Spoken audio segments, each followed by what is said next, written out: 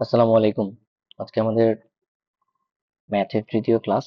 আমরা বেসিক ম্যাথগুলো খুব সিরিয়াসলি কভার আপ করার ট্রাই করতেছি, কারণ এই জিনিসগুলোই আসলে আমাদের পুরো ম্যাথমেটিক্সের বেসিক। আমরা এরপরে যা কিছু করব সবকিছু এই জিনিসগুলোর ভিত্তিতে। আপনারা অলরেডি বুঝে গেছেন, আমি সেকেন্ড ক্লাসে দেখাইছি যে ভাই আপনি যা কিছু পড়তেছেন সবকিছু আসলে এই জায়গা থেকেই আসবে।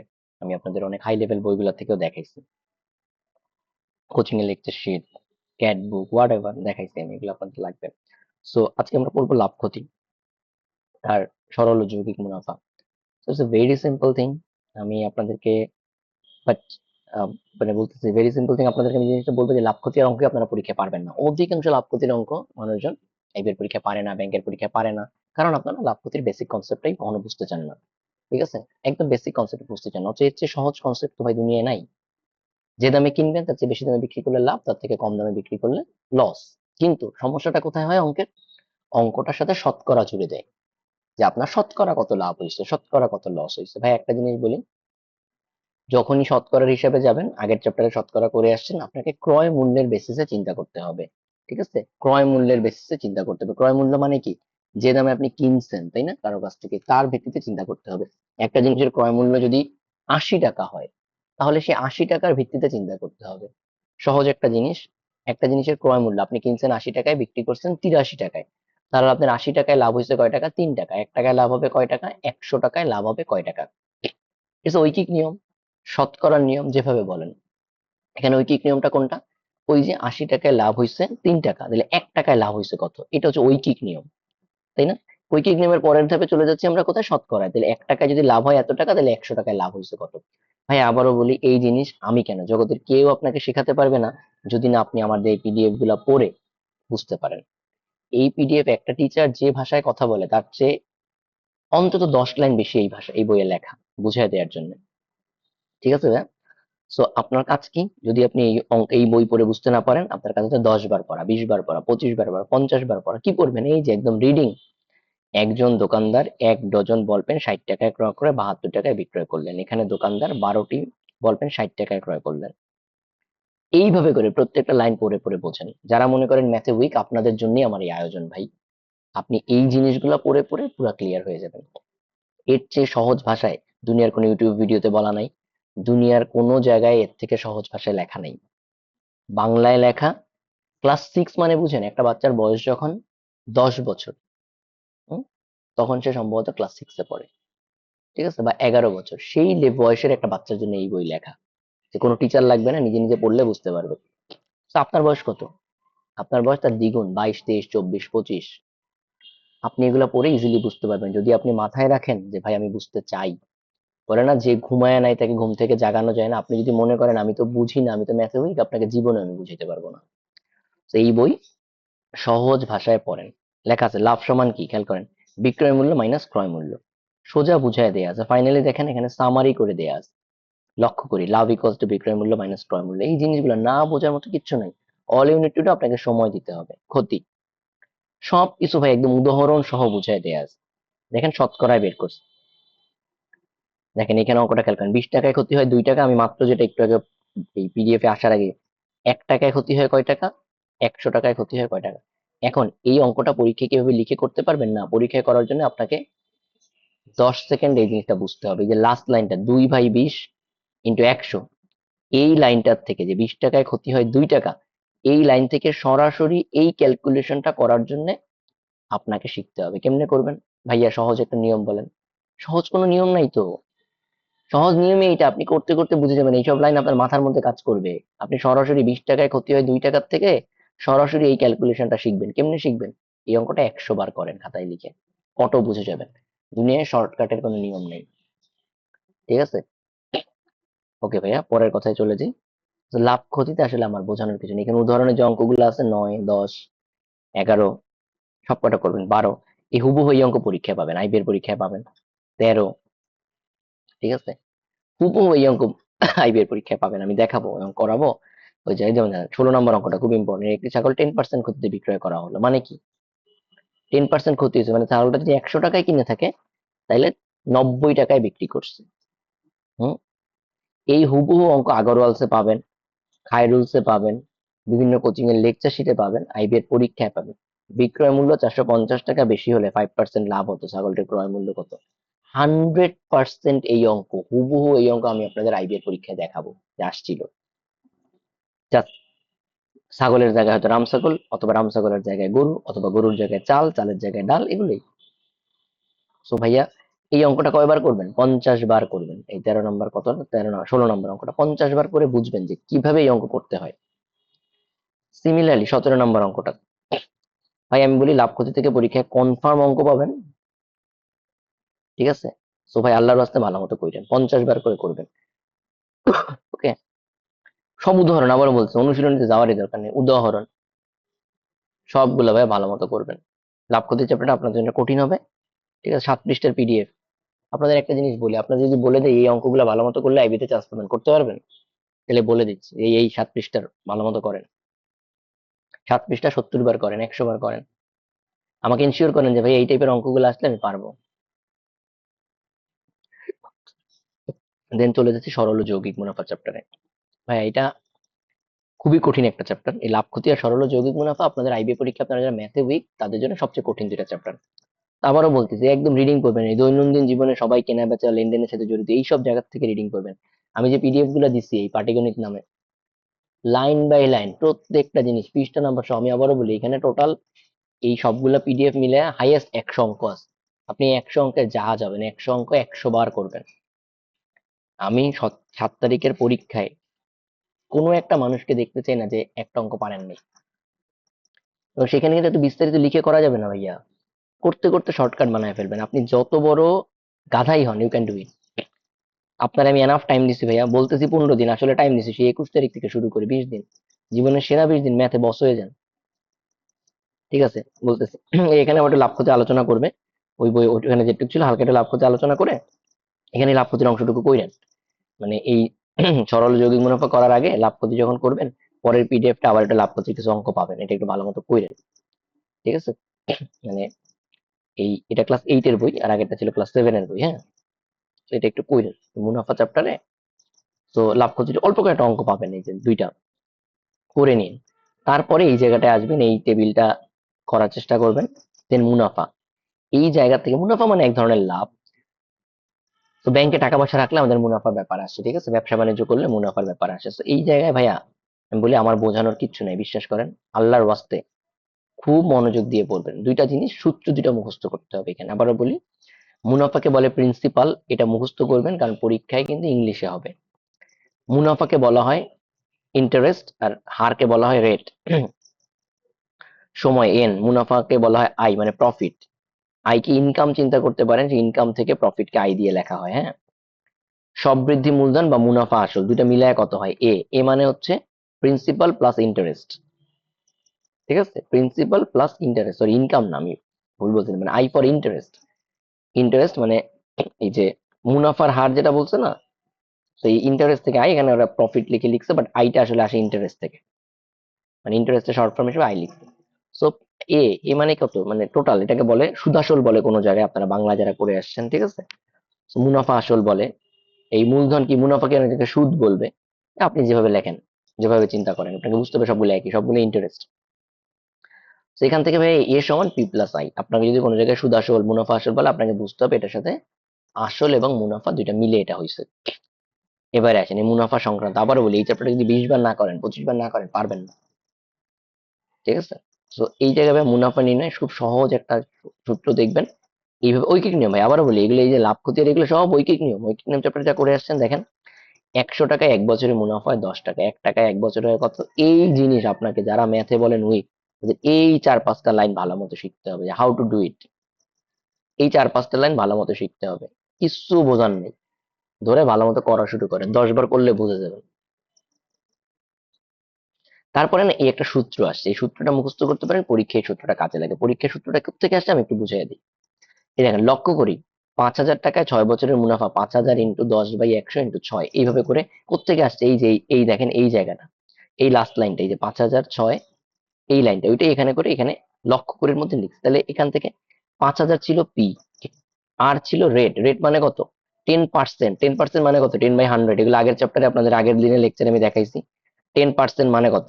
10/100, 10/100। আর 6 হচ্ছে এন মানে বছর, সময়, আই ইকুয়ালস টু পিএনআর। এই ফর্মুলাটা এই জায়গা থেকে আসে। আপনারা যারা ঐকিক নেমে শিখে যাবেন, পরবর্তীতে এই সূত্রটা মুখস্থ করলে ইজিলি বুঝতে পারবেন। এখানে অঙ্কটা ভুল হয় কোথায়, আরেক জায়গায় সবাই শুধু 10 লেখে, যেখানে লেখার কথা 10/100। ঠিক আছে, দেন যখন অনেক, আর আবার ভুল হয় কোথায়, বলে সুদ আসল বের করতে খালি আই ইকুয়ালস টু পিএনআর লিখে ছেড়ে দেয়, হবে না। আর দেখেন এই যে এ সমান পি প্লাস আই, একটু মুখস্থ করলে হবে, পি প্লাস পিএনআর। তো এখানে পি কমন নিছে 1 + Rn। তো যদি কমন না নিতে চান কোনো দরকার নেই, সব সূত্র মুখস্থ করার দরকার নেই যেখান থেকে, মানে এই যে পি ইন্টু 1 + Rn এগুলো মুখস্থ করার দরকার নেই। I equals to P N R একটু মুখস্থ করবেন, এ সমান পি প্লাস আই, এভাবে অ্যাপ্লাই করলে হয়ে যাবে।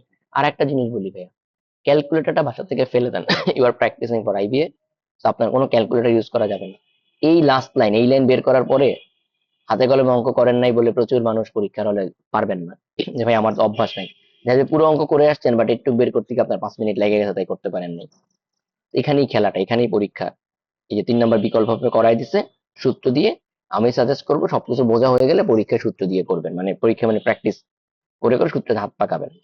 আসল বা মূলধন নির্ণয়, ভাই এই অঙ্ক আমার বোঝানোর কিছু নাই, এই চ্যাপ্টারটা 50 বার করবেন। মুনাফার হার নির্ণয়, এখন একটা জিনিস খেয়াল করেন, আমরা বলছিলাম না সরল ও যৌগিক মুনাফা। আচ্ছা, সময় নির্ণয়, দেখেন প্রত্যেকটা এরা মানে এরা এই থেকে বেটার বই আপনি কি আশা করেন?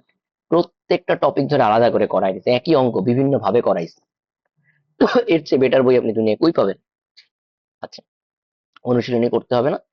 চক্রবৃদ্ধি মুনাফা, এটাকেই বলে যৌগিক মুনাফা বা কম্পাউন্ড প্রফিট। নামটা মুখস্থ করবেন ভাইয়া, কম্পাউন্ড প্রফিট। সব বইয়ের সাথে ইংলিশ টার্ম গুলো এখনই মুখস্থ করে ফেলবেন। আপনারা কিন্তু কয়দিন পরে, 2 দিন 3 দিন পরে, 7 তারিখের পরে আমি কিন্তু সব ইংলিশে করাবো। তখন না বুঝতে পারলে কিন্তু বলবো যে বাদ, বাইরে হয়ে যান। কেন? কারণ আপনাকে তো অলরেডি কয়দিন আগে ইংলিশ মুখস্থ করাইলাম, করেন না কেন? কম্পাউন্ড মুনাফা বললে যদি না বুঝেন যে কোন মুনাফা মিন করতেছি, কম্পাউন্ড মুনাফা বললেও যদি আগের সূত্রে অ্যাপ্লাই করেন, তাহলে তো আস্তে করে বাইর করে দিতে হবে। কারণ কথা বুঝেন না। আচ্ছা, চক্রবৃদ্ধি মুনাফাটা আমি একটু শর্টকাটে বলি। নর্মালি কি হয়, আমি যদি ব্যাংকে 100 টাকা রাখি, ব্যাংক মনে করবে আমি 100 টাকা রাখছি, প্রথম বছর শেষে আমাকে মনে করেন 5 টাকা ইন্টারেস্ট দিল, তাহলে আমার টাকা হইলো 105 টাকা। আমি যদি টাকাটা তুলে ফেলি প্রথম বছর শেষে, আমি পাবো 105 টাকা। বাট যদি আমি আরো 1 বছর রাখি, তাহলেও আমাকে পরের বছরের জন্য ওই 100 টাকায় আবার দিবে কত, আবার 5 টাকা দিবে। তাহলে আমার টোটাল টাকা হবে দ্বিতীয় বছর শেষে 110 টাকা। বুঝতেছেন? খাতায় লেখেন, 100 টাকা রাখছিলাম, প্রথম বছর শেষে 100 টাকার জন্য দিছে 5 টাকা, দ্বিতীয় বছর শেষে আবার 100 টাকার জন্য দিছে 5 টাকা। তাহলে 2 বছর শেষে আমার 100 টাকা রাখছিলাম, আমার হইলো 110 টাকা। এটা খুব সিম্পল একটা জিনিস, হ্যাঁ, কিন্তু এখানে একটা ঘাপলাটা হয়েছে। ধরেন আমি 1 বছর পরে টাকাটা তুলে ফেলছি, তাহলে আমার কয় টাকা হয়েছে? 105 টাকা না? 1 বছর পরে, বুঝেন? 105 টাকা। এখানে না বুঝতে পারলে একটু পিছনে ব্যাক করে আবার আমার কথাগুলো শোনেন, খাতায় লেখেন। এখন এই 105 টাকা ব্যাংক থেকে তুলে ফেলে যদি আবার ব্যাংকে 105 টাকা রাখতাম, তাহলে দ্বিতীয় বছর শেষে আমি একটু বেশি টাকা পাইতাম। কেন? কারণ তখন আমার আসল তার 100 টাকা না, তখন আমার আসলে 105 টাকা। তাই না? তখন আমি 105 টাকার জন্য 100 টাকার চেয়ে একটু হইলেও তো বেশি পাইতাম, কয় পয়সা হইলেও তো বেশি পাইতাম।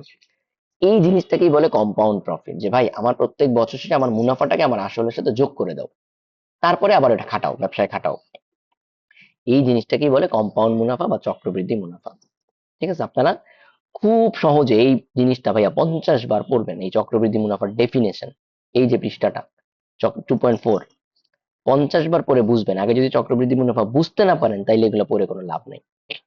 এবারে দেখবেন এই চক্রবৃদ্ধি মুনাফার মূলধন ও মুনাফার সূত্র গঠন, এই সূত্রটা ভাইয়া মুখস্থ করে চালাইতে হবে। সো কেমনে সূত্রটা আসছে সেটা একটু বুঝবেন, আমি একটু বুঝাই দিচ্ছি। প্রথম বছর ভেরি সিম্পল, এটা নর্মালি সরল মুনাফার মতোই। বাট দ্বিতীয় বছরে কি হয় দেখেন, প্রথম বছরের মূলধন প্লাস মুনাফা। তো প্রথম বছরের মূলধনটা কত? পি ইন্টু 1 + R, এখানে যেটা বের করছিল। এন ছিল না, পি এন আর, এন এর মান তো এখানে 1, দ্যাটস ওয়াই এনটা আর লিখতে হয় নাই। এরপরে দেখেন আবার ওই অনুযায়ী যদি আমরা অ্যাপ্লাই করি, এইটার সাথে আমার আর যোগ হবে এন আর, এন এর মান তো 1। আবার দ্বিতীয় বছর কত? দ্বিতীয় বছর মানে 2 না, আবার দ্বিতীয় বছর, not second. Second year, second year তো একটা 1 বছর, তাই না? এখানে প্রত্যেকটা সূত্রে এন এর মান 1। বলতেছি দ্বিতীয় বছর is the second year, not the 2 year, not 2 years, is the second years. First year, second year, third year, মানে প্রত্যেকটা বছরই 1 বছর। হুম, ঠিক আছে। সেই জন্য এখানে কোনো জায়গায় এন এর মানটা লেখে নাই। ঠিক আছে, প্রত্যেকটা জায়গাতেই না এখানে আমাদের P equals to I equals to P N R ফর্মুলাটা অ্যাপ্লাই করছে। সেকেন্ড পার্টে দেখেন, I equals to P N R, P কত?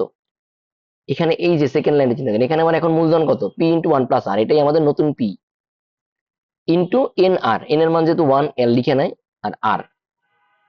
ক্লিয়ার? এই জিনিসটা যারা আপনি একান্তই বুঝতে না পারবেন, ইউটিউবে একটু সার্চ দিবেন, লিখবেন কম্পাউন্ড মুনাফার ফর্মুলা এক্সপ্লেনেশন, কম্পাউন্ড, ঠিক আছে, ইন্টারেস্ট এক্সপ্লেনেশন, ঠিক আছে, এটা সার্চ দিলেই পেয়ে যাবেন। যদি এই জায়গায় বুঝতে না পারেন, আমি দেখাই দিব এখনই, চিন্তা করেন না, বাট স্টিল একটু ব্যাক এক্সপ্লেনেশন ওখান থেকে দেখবেন। তো দেখেন ফাইনালি ফর্মুলাটা তারা সুন্দর মতো বুঝাই দিছে। একান্ত কিছু বুঝতে না পারলে লাস্টে মুখস্থ করেন, একান্ত যদি বুঝতে না পারেন, সেই মুখস্থ কোনটা, এই যে এন বছর অন্তর চক্রবৃদ্ধি মূলধন সি হলে C equals to P into one plus R to the power N. Then এটা কতগুলো উদাহরণ পাবেন, উদাহরণগুলো ধরে ধরে ব্যয় করে ফেলতে হবে। এই অঙ্ক কিন্তু পরীক্ষায় আসে, বাট যদি এই অঙ্কগুলো খুব ভালো মতো না করেন পরীক্ষায় এসব জিনিস বুঝবেন না।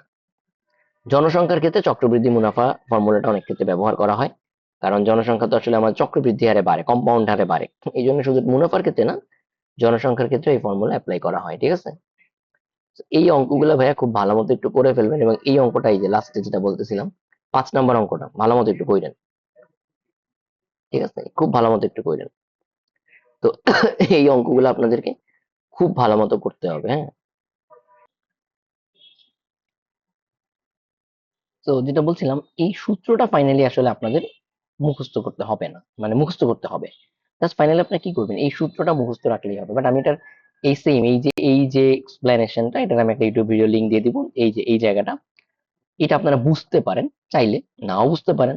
যদি সরাসরি লাস্টে এই লাইনটা মুখস্থ করতে চান যে এন বছর আনতে চক্রবৃদ্ধি মূলধন, বা এই যে সূত্রটা এখানে যেটা লাস্টে বক্সের মধ্যে দিয়ে দিছে, হুবহু এটা যদি মুখস্থ করতে চান মুখস্থ করতে পারেন। বাট যদি এটা একটু এক্সপ্লেনেশন দেখতে চান, ইউটিউবে অনেক ভিডিও আছে, ইটস ভেরি সিম্পল, আমি একটা ভিডিও লিংক দিয়ে দিব যেটা হুবহু এটার সাথে মিলে, জাস্ট 5-7 মিনিট 10 মিনিট টাইম দিয়ে একবার দেখে নিতে পারেন। বাট অঙ্কগুলো কিন্তু এখান থেকে এই পিডিএফ এর অঙ্কগুলো খুব ভালো মতো দেখে একবার করে ফেলবেন। আমি এগুলো আপনাদেরকে পরীক্ষায় যেদিন দিব, আমি তারপর ওই দিনই একটু আর একটু ডিসকাস করব। সো আমি এবার একটু পরীক্ষার ব্যাপারটাই বলি ভাই। 7 তারিখ আপনাদের একটা পরীক্ষা আছে। আমি ভাই একটা জিনিস ক্লিয়ারলি বলি, it's all about time management. আইবের পরীক্ষায় বা ব্যাংকের পরীক্ষাগুলোতে এমন আহামরি কোনো অঙ্ক আসে না যেটা আপনি পারবেন না। কেন পারেন না? এনাফ প্র্যাকটিস করা হয় না। তো আপনারা এখানে আমি একটা জিনিস বলি ভাইয়া, ধরেন ইংলিশ রিডিং আপনাকে আমি পড়াবো, সহজ একটা জিনিস বলি, আপনার কি মনে হয় আমি যদি ধরেন যখন আপনাকে ইংলিশ রিডিং পড়াবো একটা প্যাসেজ আমি আপনাকে এরকম স্ক্রিনে এসে ওইটা পড়ে পড়ে সেটা বাংলা করে করে আপনাকে বুঝাই দিলাম, এতে আপনার কোনো লাভ হবে? কোনো লাভ হবে না। কেন? পরীক্ষার হলে কি আমি আপনার পাশে থাকবো যে আমি আপনাকে এরকম করে করে বুঝাই দিব? না। এই জন্য ভাই আবারও বলতেছি, অন্যান্য জায়গার সাথে আমার এখানে ক্লাসের পার্থক্যটা হবে পড়ার স্টাইলটাই ডিফারেন্ট। আপনারা যদি কোনো ক্ষেত্রে সেই জায়গাতে এখনো বুঝতে না পারেন, আপনাকে তাড়াতাড়ি করে বুঝতে হবে। আবারও বলি, যারা, এই জন্য আমি কিন্তু ভাই আপনাদের কাউকে এমনটা বলি না আপনি আগে কোর্সে জয়েন করেন। আমি ইউটিউবে এনাফ ভিডিও ছিল, ওয়ার্ম আপ রাউন্ডের ইয়েগুলো হয়েছে, দেন আপনারা বুঝতে পারছেন এখানে আমরা কি করব, ওরিয়েন্টেশন ক্লাসে জিনিসটা ক্লিয়ারলি বলা হয়েছে আমরা কিভাবে করবো। এইখানে ভাই আমার উদ্দেশ্য আপনাকে পড়ায়া দেয়া না, আমার উদ্দেশ্য আপনাকে জিনিসগুলাকে রেডি করে গুছিয়ে মুখে তুলে দেয়া, এরপর আপনি নিজে নিজে পড়বেন। পড়তে গিয়ে যে জায়গায় পারবেন না সেই জায়গাটা আমি আবার আসছি। তো এখানে আমি জিনিসগুলো যেমন এখন ডিসক্রাইব করে দিলাম আপনাকে, এরপরে জাস্ট 2 মিনিটের একটা ভিডিও হয়তো আর একটা দিব, যেটা দেখলে আপনি বুঝতে পারবেন। বাট আমি কোন জায়গাটা জোর দিব, আমার কাছে, আমার কাজ হচ্ছে ভাই আপনাকে পরীক্ষার জন্য রেডি করা, নট পড়ার জন্য রেডি করা। তো পরীক্ষার জন্য রেডি করার জন্য কিভাবে করব, এই জায়গাগুলোতে আমি জোর দিব, যেই জায়গাগুলোতে আপনি পড়ার পরে, মানে একটা জিনিস বুঝেন ভাইয়া, আপনার যেখানে পড়া শেষ সেখান থেকে আসলে আমার কাজ শুরু। সো এবারে আমি বলে দিই 7 তারিখের পরীক্ষায় কি হবে ভাইয়া। আবারও বলতেছি, 7 তারিখের পরীক্ষায় আমি 30টা অঙ্ক দিব। 30টা অঙ্ক শুভ হয়ে মনে করেন উদাহরণে এক তুলে দিতে পারি, মনে করেন এই অঙ্কটা তুলে দিতে পারি। আমি আবারও বলতেছি 7 তারিখের পরীক্ষায় 30টা অঙ্ক দিব, একটা অঙ্ক আপনি পাবেন না যেটা আপনি আগের পরিচিত না। প্রথম দিকে তো আমি একদম হুবহু অঙ্ক দিব, বাট সময় থাকবে মাত্র 10 মিনিট। 30টা অঙ্কের জন্য কয় মিনিট সময়? মাত্র 10 মিনিট। কোনো ক্যালকুলেটর থাকবে না, হাতে কলমে করতে হবে। এবং আরেকটা জিনিস বলে দিই, 30টা অঙ্ক করার জন্য কাগজ দিব অর্ধেক পৃষ্ঠা, মানে হাফ পৃষ্ঠা। একটা A4 পেপার বা একটা খাতার পৃষ্ঠা হাফ পৃষ্ঠা।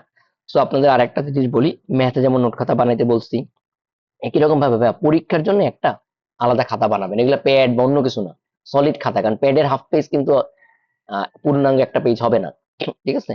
তো পরীক্ষার জন্য একটা খাতা বানাবেন, যে খাতাটা পরীক্ষার সময় অলওয়েজ রাখবেন, ওই খাতাতেই আপনার সব পরীক্ষার জিনিসগুলো জমা হবে, হাফ পেজ। আর বাকি হাফ পেজে কি হবে, যে 30টা অঙ্ক দিব, 1 থেকে 30 তার অ্যান্সার লিখে দিবেন, ঠিক আছে, অ্যান্সার কত আসছে।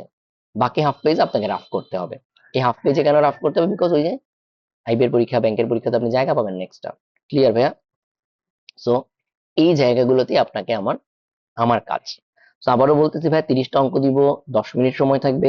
যদি 50টা অঙ্ক দিই হয়তো 15 মিনিট সময় দিব।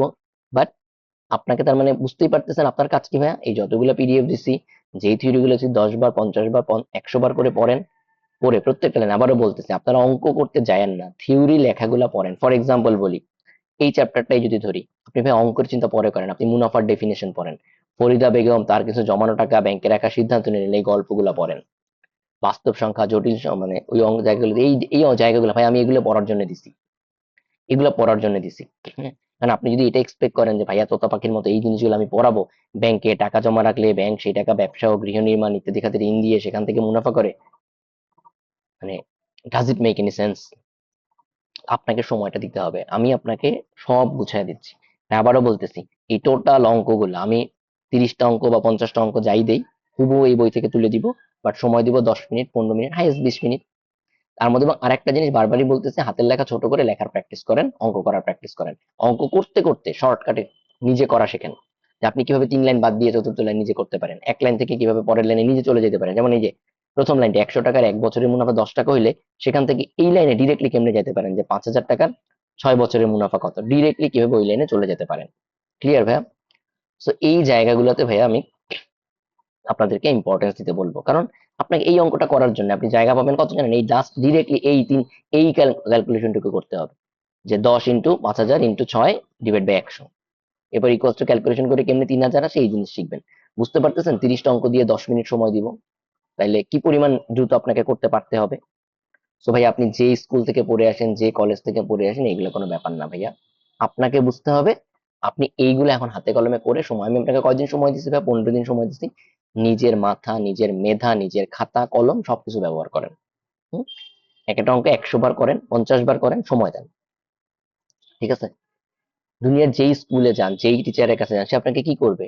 1 ঘন্টা পড়াবে, আধা ঘন্টা পড়াবে, 2 ঘন্টা পড়াবে, আর ফাইনালি আধা থেকে আপনার ইফিসিয়েন্সি বাড়বে, আপনি সেই 30 মিনিটের অঙ্ক 10 মিনিটে করতে পারবেন? পারবেন না, যদি না আপনি নিজে জিনিসগুলো প্র্যাকটিস করে শেখেন। তো ভাই এখানে বারবারই বলতেছি, আমি আপনার হাতে স্বর্ণ তুলে দিলাম, যে যেই জিনিসগুলো করলেই মানে গুপ্তধন তুলে দিলাম, এখন আপনি সেগুলো ব্যবহার করে কিভাবে বড় লোক হবেন সেটা আপনার ব্যাপার। সেই বড় লোক হওয়ার মানেটা কি? নিজের মতো করে, এখানে আবারও বলতেছি, এই প্রত্যেকটা অঙ্ক দিয়ে একটা নোট খাতা বানায় ফেলেন। একদম মনে করেন এইখানে উদাহরণ, এই অঙ্কটা খাতায় লিখে ফেলেন, একজন দোকানদার প্রতি এলইডি এত করে খাতায় লিখে দেন, নিজে এরপর করেন। মনে করেন কিভাবে প্র্যাকটিস করবেন বলি, এই চ্যাপ্টারে কয়টা অঙ্ক আছে? 1 নম্বর অঙ্ক সব রাফ খাতায় করলেন, করার পরে এই অঙ্কটা তুলেন, নিচে কোনো অ্যান্সার করেন না, এই অঙ্কটা তুলেন, এরকম করে এই অঙ্কটা তুলেন, এই অঙ্কটা তুলেন, তুলে এবার ঘড়ি ধরে বসেন। এরকম মনে করেন পুরো চ্যাপ্টারে মনে করেন 10টা অঙ্ক আছে, 10টা অঙ্ক বা 15টা অঙ্ক, 1 2 3 4 করে সব তুলে ফেললেন। তুলে ফেলে এবার ভাই আপনি নিজে একটা পরীক্ষা দিতে বসেন, যে দেখি তো ভাইয়া তো বলছে 7 তারিখ এরকম 30টা অঙ্ক দিয়ে 10 মিনিট সময় দিবে, এইখানে 15টা অঙ্ক আছে, আমি কয় মিনিটে করতে পারি? একদম হুবহু এই অঙ্ক করেন, দেখলেন আপনার 20 মিনিট সময় লাগছে, আবার করেন, আপনার টার্গেট 15 মিনিটে আনা, আবার করেন 10 মিনিটে আনা, 5 মিনিটে আনা। এইভাবে করে করে আপনাকে প্র্যাকটিস করতে হবে। আমি আপনাদেরকে একটা জিনিস বলি, এই যে পেজটা দেখতে পাচ্ছেন, এখানে আমি যে পিডিএফ গুলো আমি আপনাদেরকে দিছি, ঠিক আছে, তাতে আমি যদি পিডিএফ গুলাকে আপনাদেরকে বলি, যে জাস্ট এই যে পিডিএফ রেফারেন্স যেটা বলতেছি ভাই, দেখেন এখানে এই পিডিএফ গুলো মিলে সর্বোচ্চ 100টা অঙ্ক পাবেন, আপনি সর্বোচ্চ 100টা অঙ্ক পাবেন। আপনি নিজে যদি মাথা খাটে আরো 2টা একটা অঙ্ক অ্যাড করেন, তাতে 120টা 30টা অঙ্ক পাবেন। ভাই আমি আপনাকে এবার একটা জিনিস বলি, আপনি 1 2 তারিখের মধ্যে যে কাজটা করবেন, এই অঙ্কগুলো একটা কাগজে লিখে ফেলবেন, একটা 2টা শিটে লিখে ফেলবেন, অঙ্কগুলো নট সমাধান। সমাধান তো আপনি রাফ খাতায় করতেছেন, বিভিন্ন জায়গায় করতেছেন, লিখে ফেলবেন। এরপরে ভাইয়া রোজ একবার করে, রোজ একবার করে এটা পরীক্ষা দিবেন। এই কাগজটা নিয়ে বসবেন, আর একটা ছোট কাগজ রাফ খাতা নিয়ে বসবেন, ঠিক আছে, ছোট র্যান্ডম কাগজ নিয়ে বসবেন, দেখবেন এই 100 অঙ্ক আপনি কয় মিনিটে করতে পারেন। ঠিক আছে, হয়তো 100 অঙ্ক হবে না, আমি বলতেছি, মানে আপনি সব জোর টোর করে 100 অঙ্ক বানাইতে পারবেন না, আসলে অঙ্ক হবে হায়েস্ট 50টা, বাট ওগুলোই আপনি ভাই 50টা অঙ্ক যদি হয়, তাহলে আপনি এটা যদি চিন্তা করেন, এটা পরীক্ষা আপনি কয় মিনিটে দেওয়া উচিত? তবে 20 মিনিটে। আপনি যতদিন না পর্যন্ত 20 মিনিটে অঙ্কগুলো আনতে পারবেন, আপনি ততদিনে বারবার করতে থাকবেন। এর মধ্যে 7 তারিখ চলে আসলে তো আপনি ধরা, কারণ ততদিনে তো আসলো না 20 মিনিটে। সো ইটস ইয়োর ডিউটি ভাইয়া। ক্লিয়ার? আমি কি বুঝাতে পারছি? Very simple task, achieve it. আমি আবারও বলতেছি ভাই, আমি আপনাদেরকে রেডি করে ছাড়বো যদি আপনি শুধু সময় দেন। যদি আপনি শুধু সময় দেন, আমি আপনাদেরকে তৈরি করে ছাড়বো যদি শুধু একটু সময় দেন। হ্যাঁ, ঠিক আছে ভাই, বেস্ট অফ লাক, আল্লাহ হাফেজ। পাটিগণিতটা খুব ভালো মতো শেষ করেন, সো দ্যাট আমি আপনাদেরকে জ্যামিতি এবং বীজগণিত আবার একই রকম ভাবে রেডি করাইতে পারি। ভাই বিশ্বাস করেন, আমি যখন আপনাদেরকে ক্যাট বই করাবো, আইবিএর প্রিভিয়াস এর কোশ্চেন করাবো, আমি তখন আপনাদেরকে মনে করাই দিব, দেখাই দিব, যে দেখো এই অঙ্ক কিন্তু তোমরা ক্লাস 8 এর বইয়ে করে আসছো, 7 এর বই এই অঙ্কটা ছিল। সো ভাইয়া তখন অঙ্কটার প্যাচ গুলা ডেফিনেটলি ওইখানে এই হুবহু এই অঙ্কটাই আসতেছে, বাট সামান্য একটু প্যাচ লাগাই দিচ্ছে, সেই প্যাচ গুলো আমি ছাড়ানোর ব্যবস্থা করাই দিব। বাট এই জিনিসগুলো ক্লিয়ার না থাকলে আমি সেই প্যাচ ছাড়াইতে পারবো না ভাইয়া। ঠিক আছে, আমি কি আপনাকে বুঝতে পারতেছি ভাইয়া? প্লিজ অঙ্কগুলো একটু ভাইয়া মন দিয়ে করেন, হ্যাঁ?